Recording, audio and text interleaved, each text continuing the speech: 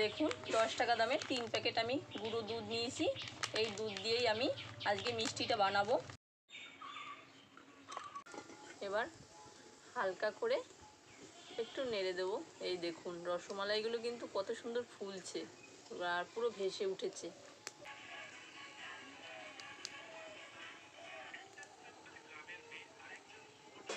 পুজো special আজকে মিষ্টি বানাবো, রসমালাই বানাবো। তো রসমালাইটা কিভাবে বানাই দেখতে থাকুন, আশা করি খুব ভালো লাগবে। আর পুরো ঘরে থাকা উপকরণ দিয়েই বানিয়ে নেব রসমালাই। আপনারাও যে কেউ বানাতে পারবেন। আমার ভিডিওটা শেষ পর্যন্ত দেখার অনুরোধ রইল। তাই শুরু করে দিই ভিডিওটা। দেখুন 10 টাকা দামের 3 প্যাকেট আমি গুঁড়ো দুধ নিয়েছি। এই দুধ দিয়েই আমি আজকে মিষ্টিটা বানাবো খুব সহজ পদ্ধতিতে। 3 প্যাকেট গুঁড়ো দুধ আমি ঢেলে নেব।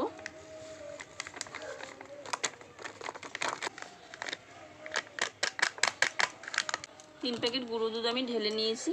এবার এর মধ্যে দেব একটু বেকিং পাউডার, অল্প করে, খুব বেশি দেব না, এতে মিষ্টিটা খুব ভালো হবে। ঘি, 2 চামচ ঘি দিয়ে দিলাম। এবার একটা মেখে নেব ভালো করে।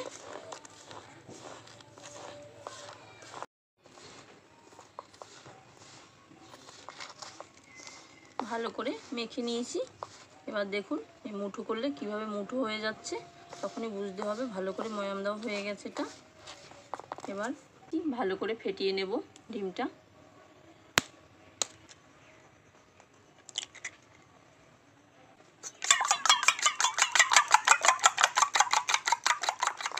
এবার ডিমটা দিয়ে আমি ভালো করে মেখে নেব।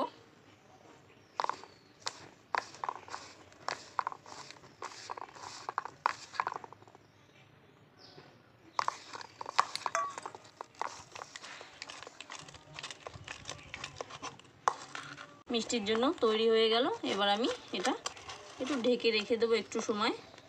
হাতটা পরিষ্কার করব ততক্ষণ পর্যন্ত।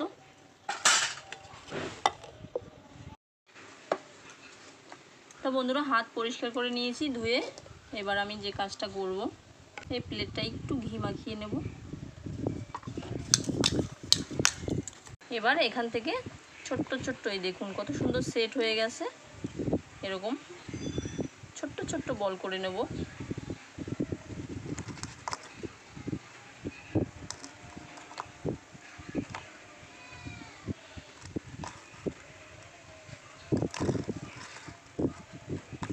এরকম নিয়ে এরকম হাতে গোল করে নেব আমি।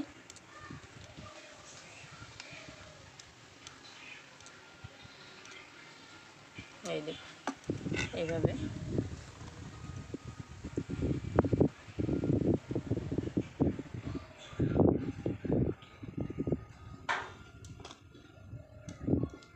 এভাবে আমি সবগুলো গোল করে নেব। দেখুন কত সুন্দর লাগছে, গোল করতে দারুণ লাগছে।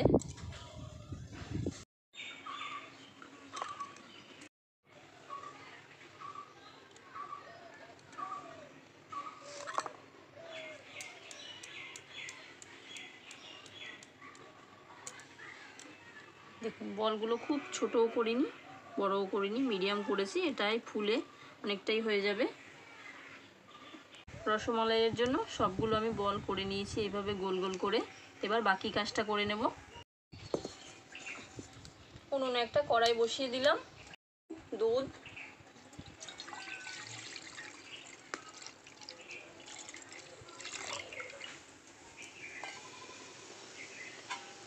তো বন্ধুরা দেখুন দুধ প্রায় উতলে যাচ্ছে।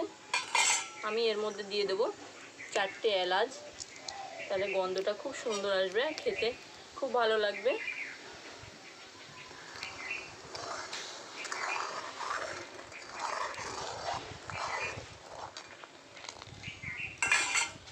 এবার দিয়ে দেব হাফ বাটি চিনি।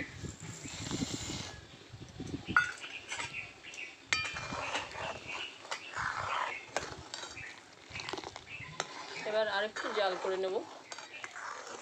চিনিটা গলে গেছে। এবার আমি রসমালাইয়ের জন্য যে বলগুলো করে রেখেছিলাম সেটা আমি দিয়ে দেব। এবার এরকম জাল করে নেব, নাড়া যাবে না এই অবস্থায়। কত সুন্দর ফুটছে দেখুন, বেশি নাড়াচাড়া করা যাবে না, আস্তে আস্তে করে এরকম করবো। দেখুন ভেসে উঠেছে কত সুন্দর, আস্তে আস্তে। এবার আমি ঢাকা দিয়ে দেবো, তাহলে ভালোভাবে সেদ্ধ হবে। একটু সাবধানে থাকতে হবে কারণ উঠলে না পড়ে যায়। দেখুন কত সুন্দর হচ্ছে, দারুণ কিন্তু। এবার হালকা করে একটু নেড়ে দেবো। এই দেখুন রসমালাইগুলো কিন্তু কত সুন্দর ফুলছে আর পুরো ভেসে উঠেছে। এরকম আমি পুরো জাল করে নেব সুন্দর করে। আর এরকম যদি ঘরে মিষ্টি বানিয়ে খাওয়া যায়, কে বাজার থেকে কিনে নিয়ে আসে দোকান থেকে বলুন, কত দাম দিয়ে। রসমালাইয়ের অনেক দাম কিন্তু। আবার ঢেকে দেব। দেখুন বন্ধুরা রসমালাইগুলো কত বড় বড় হয়ে গেছে, দারুণ লাগছে কিন্তু। আপনারা ভাবতে পারেন যে ডিম দিলে ডিমের একটা গন্ধ আসবে, কোনো গন্ধ আসবে না।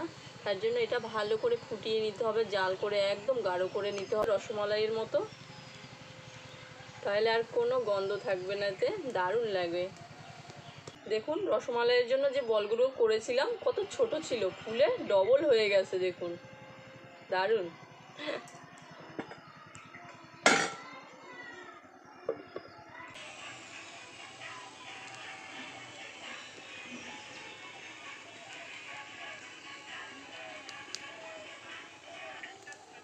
তা বন্ধুরা দেখুন রসমালাইগুলো কত সুন্দর হয়েছে, বড় বড়। এবার নামিয়ে দেবো, রসমালাই কিন্তু একদম তৈরি হয়ে গেছে। তা বন্ধুরা রসমালাই কিন্তু একদম তৈরি, এবার নামিয়ে নেব।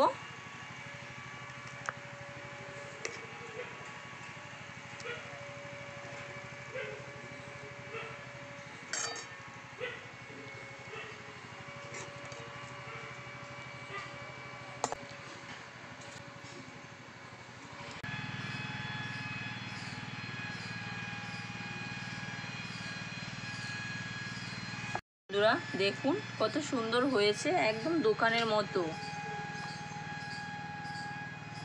কাউকে খেতে দিলে বুঝতেই পারবে না এটা যে বাড়িতে তৈরি, দারুণ হয়েছে কিন্তু। বন্ধুরা আজকে রসমালাইয়ের রেসিপি আপনাদের যদি ভালো লাগে লাইক কমেন্ট শেয়ার করে দেবেন। আর নিত্য নতুন রেসিপি পেতে হলে আমার চ্যানেলটিকে সাবস্ক্রাইব করে আমার পাশে থাকবেন, পাশে থাকা বেল আইকনটি প্রেস করে দেবেন। যখনই আমি ভিডিও পোস্ট করব সবার আগে নোটিফিকেশন পৌঁছে যাবে। আপনারা ভালো থাকবেন, সুস্থ থাকবেন, দেখা হচ্ছে নতুন একটা রেসিপি নিয়ে।